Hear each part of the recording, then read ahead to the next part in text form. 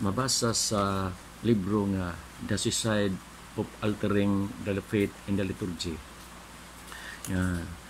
Ningon jud nga nagi unom ka protestante nga naapil og panday aning binagong misa.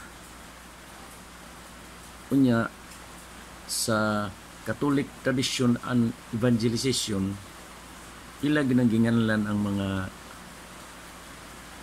niapil og panday sa misa sa binag-o ang gitawag og Novus Ordo Missae. Mao ni siya na to accomplish this ecumenical goal, the Concilium enlisted help of these Protestant observers.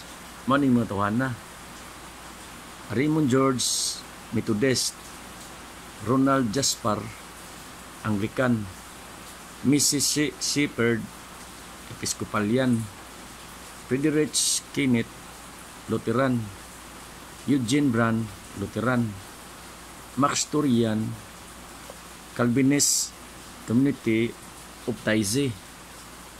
Mao gining mga tawhana nga mga protestante nya nga niapil panday sa binag-o nga misa. Nya kaning duha ka Lutheran mao ding mga tao ni Martin Luther, si Padre Martin Luther nga nibiya simbahan nga ilang atubang na ang pari sa panahon sa misa.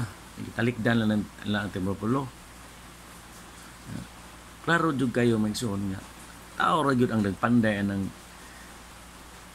binag-ong misa.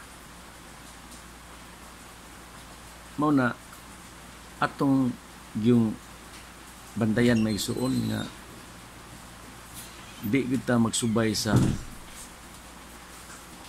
sayop ug sa tawhanon lang nga mga pagsimba